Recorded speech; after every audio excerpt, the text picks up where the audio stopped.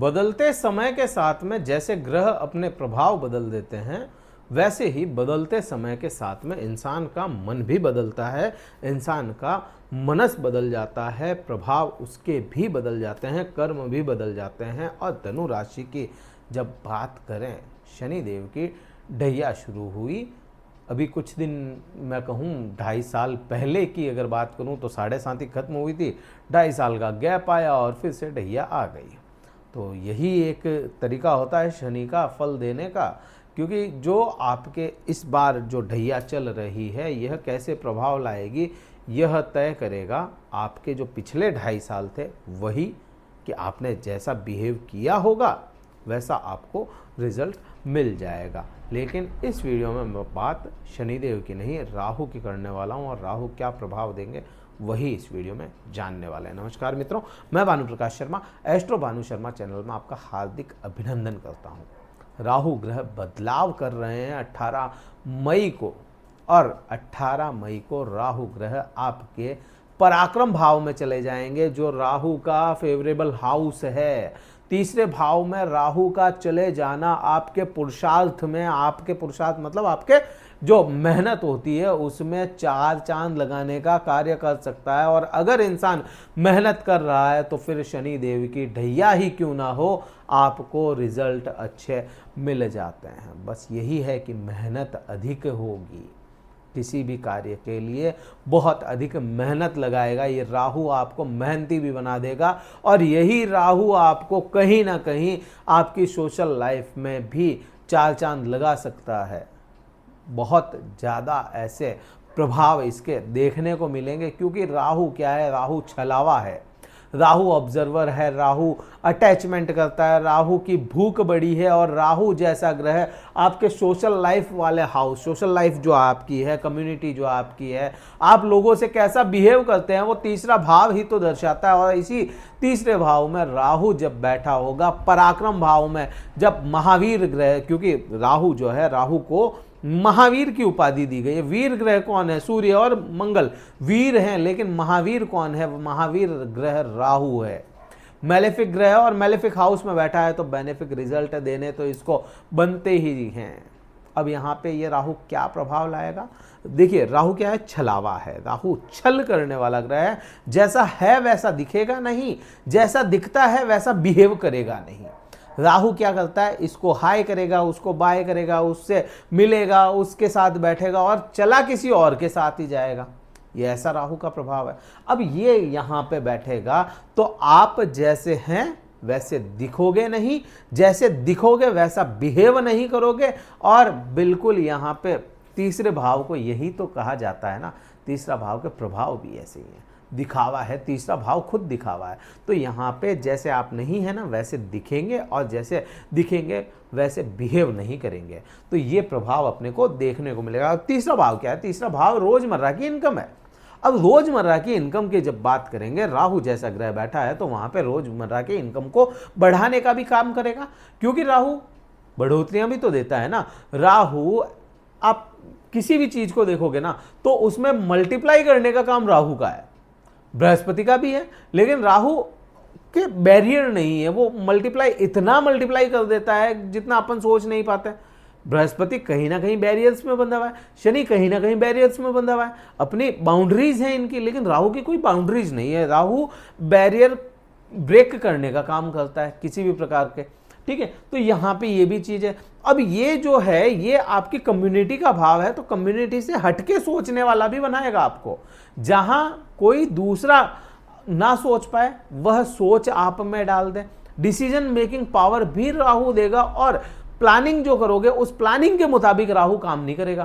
Planning आप कुछ और कर रहे थे, प्रभाव राहु के कुछ और लेकर के आ गया, और राहु ने कुछ और ही आपके फैसले कर दिए। इस प्रकार से आप पे ये रिजल्ट लेकर के आएगा। अब यहां से राहु जो है वह अपनी दृष्टियां भी देखता है। अच्छा, दूसरा क्या है, राहु यहाँ पर कंफर्टेबल भी है ना।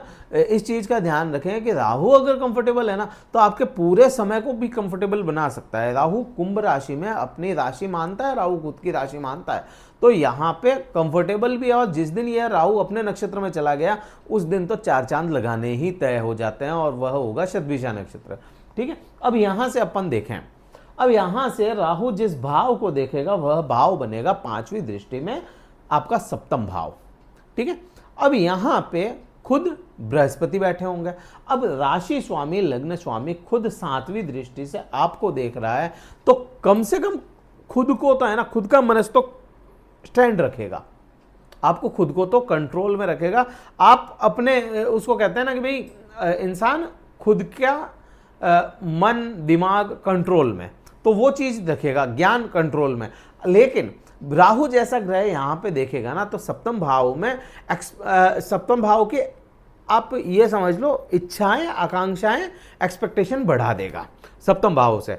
तो धनु राशि वाला जातक अपनी पत्नी से या धनु राशि वाली जातिका अपने पति से कुछ ज्यादा ही एक्सपेक्ट कर ले, ठीक है, जो शायद एक्सेप्टेबल न हो। ठीक है, तो वो चीज यहां पे बन सकती है कि भाई आकांक्षाएं बहुत अधिक बढ़ जाएं, एक्सपेक्टेशन बढ़ जाएं और वो पूरी ना हो पाए, तो ये चीज भी यहां पे बनती है। प्लस व्यापार का भाव भी इसको माना जाता है, धर्म नहीं कह करके धार्मिक क्रियाकलाप जो है वो भी भाव यही माना गया। अब यहां पे इसके प्रभाव जो होंगे, राहु धर्म का दिखावा करवा सकता है आपसे धर्म का दिखावा करवा सकता है, पति पत्नी के बीच में कुछ करवा सकता है। अपन कहें कि भाई अगर आप दोनों का आपसी बिहेवियर अच्छा है तब तक तो ठीक है, अदरवाइज ये है ना कोई भ्रम पैदा कर दे बीच में ही, तो ऐसे भी यहाँ पे योग बनते हैं। लेकिन है ना राहु यहाँ पे इतने बुरे असर नहीं दे पाएगा जितने दे सकता है। अमूमन 7वें भाव पे दृष्टि राहु की अच्छी नहीं मानी जाती, लेकिन फिर भी यहाँ पे इसलिए बुरा नहीं करेगा क्योंकि एक तो यहाँ पे खुद बृहस्पति बैठे हैं, दूसरा यहाँ पे ही राहु अपने उच्चतम प्रभाव भी दे देता, अच्छे प्रभाव, उच्च का माना जाता है ना वृषभ और मिथुन राशि में, इसलिए। प्लस यहाँ पे ही राहु का खुद का नक्षत्र भी आता है, इसी राशि में मिथुन राशि में खुद का नक्षत्र भी आता है, तो इसलिए बुरे प्रभाव मुझे नहीं लगता कि ये देगा यहाँ पे। फिर अपन देखें केतु को, क्योंकि 7वां भाव जो है 7वीं दृष्टि में केतु खुद बैठा है। केतु क्या है, डिटैचमेंट है, सेपरेशन है, तो भाग्य भाव में बैठा ना, यहाँ पे इस केतु के प्रभाव अच्छे नहीं है। कैसे ठीक होगा मैं कभी और वीडियो बनाऊंगा जब केतु का बनाऊंगा, लेकिन इसमें मैं ना राहु के लिए इतना ही कह सकता हूँ, धर्म का दिखावा जरूर ये करेगा। आप धार्मिक हैं नहीं हैं फिर भी ये दिखावा करेगा, ये राहु दिखावा कराएगा। यहाँ पे बात 9वीं दृष्टि की कर लें, क्योंकि 7वें में तो केतु का काम है और केतु ही वहाँ पे प्रभावी ज़्यादा होगा, तो आने वाले समय में केतु का एक वीडियो बनाऊंगा।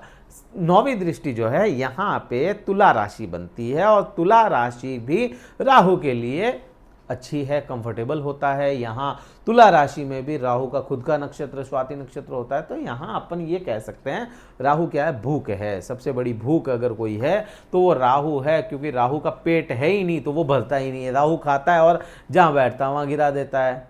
ठीक है, तो यहाँ पे भूख है मतलब लाभ है, ये आप क्या काम कर रहे हैं उसके लाभ है ये। ठीक है, तो यहाँ आप सीधा सा ये समझ सकते हैं राहु लाभ का भूखा है, और अगर भूखा है तो उसको दिलाएगा भी सही।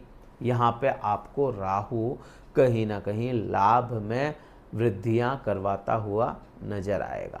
मतलब ढैया है, ढैया में भी राहु कंफर्टेबल है तो ठीक है, आप अपना पुरुषार्थ करते हैं, अपना कर्म करते हैं, अपनी मेहनत करते हैं, तो राहु बड़ा अच्छा आपको रिजल्ट दे देगा। अदरवाइज भाग्य में तो केतु बैठा है।